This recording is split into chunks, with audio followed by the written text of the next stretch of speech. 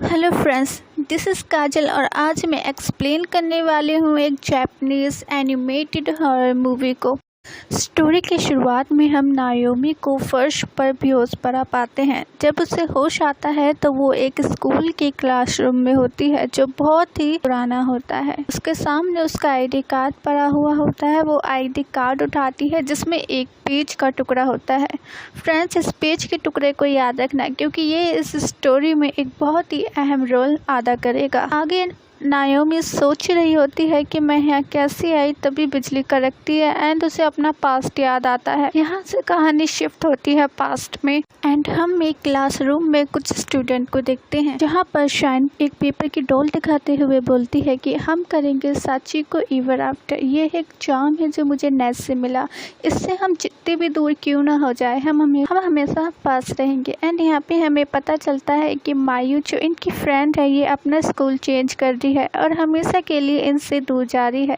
ये लोग उसी से अपनी फ्रेंडशिप पक्की करने के लिए ये चार्म कर रहे हैं। साची को चार्म की विधि बताते हुए कहती है कि सभी को गोला बनाना है और बोलना है कि साची को हम तुमसे प्रार्थना करते हैं। ये 9 बार बोलना है और अगर गलती हो जाए तो कोई बात नहीं, पर रुकना नहीं है। हर मौजूदा इंसान के लिए एक बार दोहराना है। सब लोग नर्वस हो जाते हैं लेकिन फिर भी खेलना स्टार्ट कर देते हैं।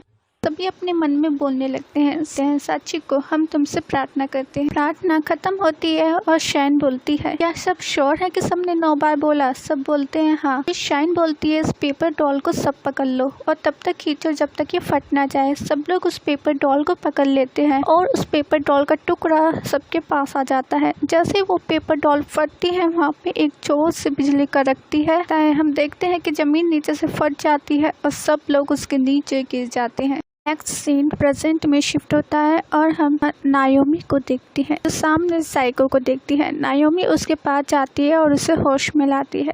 साइको उससे पूछती है कि हम कहाँ पर हैं और सब लोग कहाँ हैं। नायोमी बोलती है मुझे पता नहीं। नायोमी और साइको क्लासरूम से बाहर आके बाहर जाने का रास्ता ढूंढने लगते हैं। वो उन्हें स्कूल की हालत देखते हुए लगता है कि ये जरूर एक एलिमेंट्री स्कूल रहा होगा। साइको नायोमी के पैर में लगी चोट को नोटिस करती है पर नायोमी उससे इग्नोर कर देती है। वो दोनों बातें करते हुए चल ही रहे होते हैं कि हम उनके पीछे एक स्पिरिट को खड़ा देखते हैं। वो सीढ़ियों से नीचे उतरते हैं एंड नायोमी बोलती है कि लगता है हम इस स्कूल में अकेले हैं। साइको ये सुन के एक्साइटेड हो जाती है और बोलती है मैं तुम्हारे साथ वक्त गुजारना चाहती हूँ। एंड यहाँ हम समझ पाते हैं कि साइको नायोमी को पसंद करती है।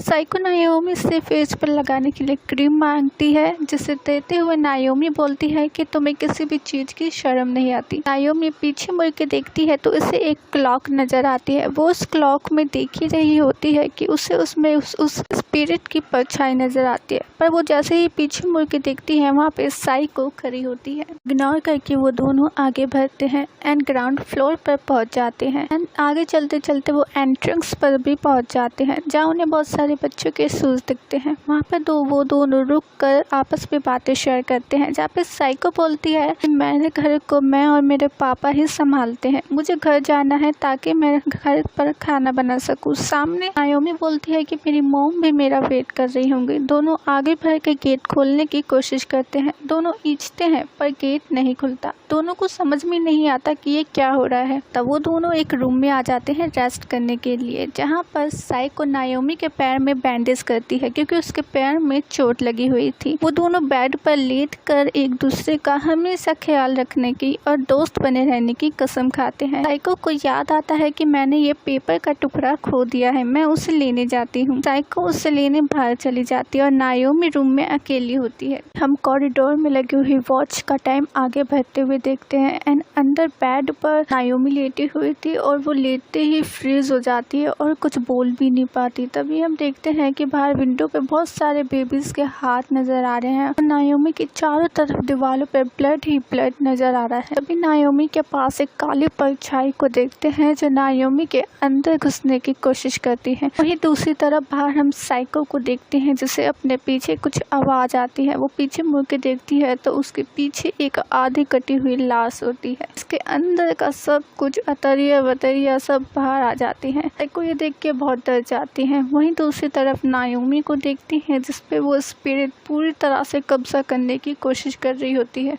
पर नायोमी उससे बच जाती है। नायोमी उससे अपना पीछे छुड़ाकर दरवाजे की तरफ आती है, पर दरवाज़ा पूरी तरह सील होता है। नायोमी जैसे तैसे करके दरवाज़ा ओपन करती है और क्लासरूम के बाहर आती है। उसके बाहर आते ही स्पिरिट पीछे से गायब हो जाती है एंड वो चैन के सांस लेती है। हम देखते हैं कि उसके सामने एक कैंडल जल रही होती है जो पहले वहाँ नहीं थी। उसे आगे कोई दिखता है, वो उसके पास जाती है तो वो एक डेड बॉडी होती है, जिसे देखकर नायोमी बुरी तरह घबरा जाती है। नायोमी अपने पीछे मुड़ के देखती है कि उसके पीछे वही घोस्ट होता है जो शुरू से अब तक उनका पीछा करता है।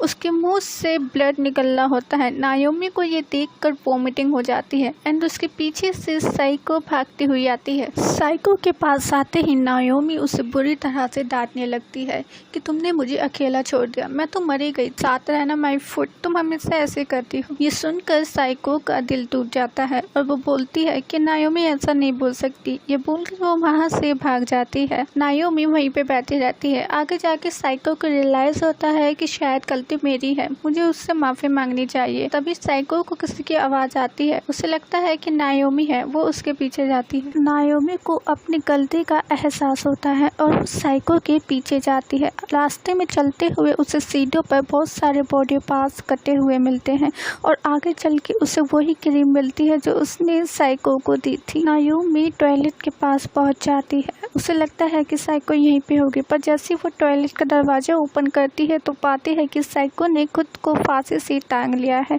और वो मरने ही वाली है। नायोमी ये देख के बहुत ज़्यादा बौखला जाती है और उसे बचाने की कोशिश करती है। वो एक बकेट लेकर आती है, पर उसके आते ही साइको मर चुकी होती है। नायोमी बहुत ज़्यादा हताश और निराश हो जाती है। वो साइको की डेथ के लिए खुद को जिम्मेदार मानती है। और यहीं पर फ्रेंड्स हमारा फर्स्ट पार्ट खत्म हो जाता है। फ्रेंड्स, ये दोनों यहाँ पर कैसे पहुँचे, बाकी के सभी स्टूडेंट कहाँ पर है, वो स्पिरिट कौन थी और क्या साइको ने सच में सुसाइड की, ये सब एक मिस्ट्री है जो कि नेक्स्ट पार्ट में पता चलेगी। अगर आप आगे का कहानी जानना चाहते हैं तो प्लीज़ मेरे चैनल को सब्सक्राइब कर दीजिए, लाइक करिए एंड शेयर करिए। मिलते हैं नेक्स्ट वीडियो में, तब तक के लिए टेक केयर।